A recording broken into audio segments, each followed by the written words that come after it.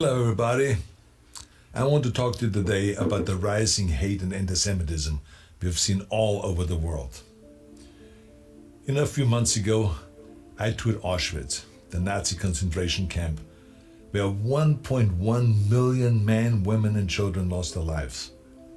Almost all of them were ruthlessly murdered simply because they were Jewish. When you walk through a place like Auschwitz, you feel a tremendous weight. There are reminders everywhere of the horrors that happened there. The suitcases never claimed by the prisoners, who were told to remember exactly where they left their belongings so they could retrieve them after they were finished with their showers. The shoes and the gold teeth and the hair that were taken from the murdered to be reused by the murderers to fund their evil. The log books with thousands of names crossed out as if a cruel accountant only measured death. The gas chambers with scratches on the walls from the fingernails of people who tried to hold on to life. The crematorium, where the Nazis tried to erase all of their atrocities. Let me tell you something. The weight on your back hits you at the very beginning heavier than any squat I've ever done. And it never goes away. It's the feeling of history, of millions of voices that were silenced decades ago, begging you, not to just look at their shoes, but to spend a few hours in them, to imagine you were there. Because once you imagined that you arrived on that train, and you were sorted into those lines, and you smelled the smoke that didn't smell like any wood you've ever burned before, and you never saw your families coming out of those showers, and then you worked your butt off while getting almost nothing to eat, until you looked more like a ghost than a person.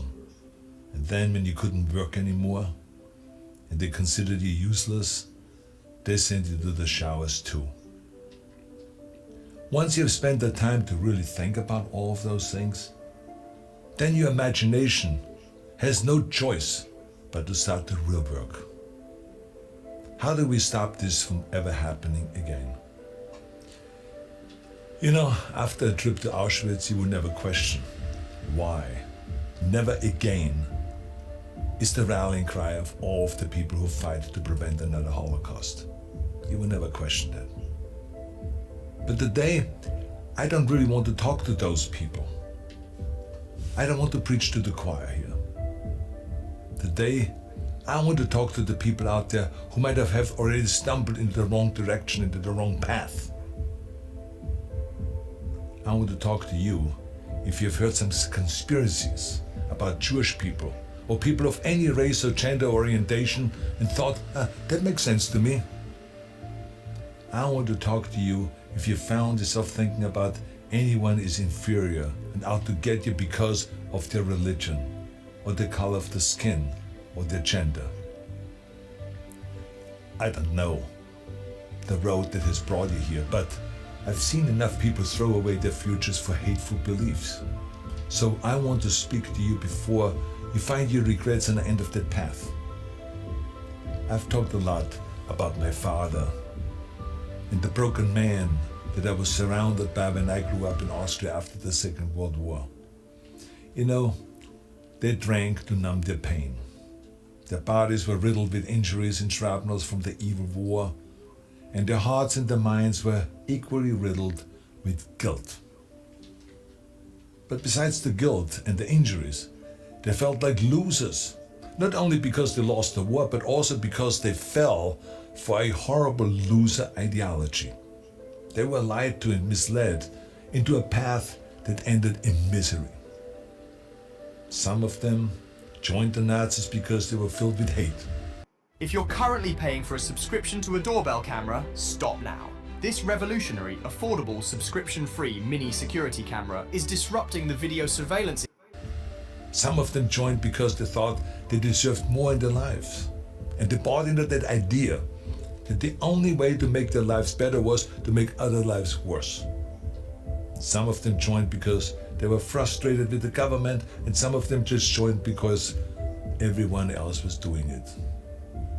In the end, it didn't really matter why they joined. They were all broken in the same way. That's the bottom line here. I mean, if you find yourself at the crossroads, wondering if that path of hate might make sense to you for one reason or the other, or even wrapping yourself in the flag of hate, I want you to know where that path ends. I want you to see it very clearly in front of you in your mind. Because throughout history, hate has always been the easy path, the path of least resistance. I get it. And I mean, it's easier to find a scapegoat for a problem than to try to make things better ourselves, right? But let me be clear, you will not find success on the end of the road. You will not find fulfillment or happiness. Because hate burns fast and bright. It might make you feel empowered for a while, but eventually consumes whatever vessel it fuels. It breaks you. It's the path of the weak. And that's why there has never been a successful movement based on hate. I mean, think about that. The Nazis, losers. The Confederacy, losers. The apartheid movement, losers. And the list goes on and on. I don't want you to be a loser. I don't want you to be weak. See, I've spent most of my life helping people find their strength. This is where the action is, strength. And despite all of the things that we may disagree about, and all my friends who might say, Arnold, don't talk to those people, it's not worth it. I don't care what they say. I care about you. I think you're worth it. I know that nobody is perfect, I can tell you this firsthand. And I can understand how people can fall into a trap of prejudice and hate. Whether you grow up surrounded by hate, or get sucked into by some of big tech's algorithms that push you to the extreme, I can see how it can happen. I think all of us hold some prejudice, there's no two ways about that. And we have to fight it our whole lives. I know this is not the path of least resistance. It's easier to just throw around some bogus science claiming that you're superior to someone else than it is to actually work on becoming better yourself. It's easier to make excuses that the Jewish people conspired to hold you back than it is to admit that you just needed to work harder. It's easier to hate than it is to learn. It's easier when someone challenges you to get hurty feelings and to go and find some echo chamber that will tell you that you are right and they're wrong. But remember, easier isn't better. It isn't. When you spend your life looking for scapegoats, you take away your own responsibility. You remove your own power. You steal your own strength. Nobody who has chosen the easy path of hate has gotten to the end of that road and said, oh, what a life. No. They die as miserably as they lived. No matter how far you've gone, I want you to know that you still have the chance to choose a life of strength. But you have to give up your war against everyone that you hate. Let's give up that war. Whether you hate them because of their color of the skin, or their religion, or their gender, or their sexual orientation, it doesn't matter. Give it up. Give up that war. You know, the war that you have to really fight is the war against yourself. You have to fight a war against yourself. And it is not easy to look in the mirror and to change your own life. It's hard as hell. You have to take responsibility. You have to learn new things. You have to feel uncomfortable. Good, because discomfort is how we grow. That's how we become strong. If you run away from discomfort and resistance your whole life, you will always be weak. Just think about the gym, for instance. Now, that's where I learned most of my lessons, right? The muscles only grows from resistance. You have to struggle. You have to build strength. The more I force my hands against that steel bar, the bigger the biceps get and the stronger they get. When I was trying to squat 600 pounds and bench press 500 pounds and deadlift 700, it didn't feel like a walk in the park. It wasn't easy, no. I was uncomfortable. It was painful. I mean, look at those photos. I was struggling. I was crying out loud in pain. You know something? Your mind and your character are no different than your body and your muscles. If you want to grow as a person, you really have to make friends with pain. Embrace the discomfort. Enjoy the struggle. You have two paths in front of you right now.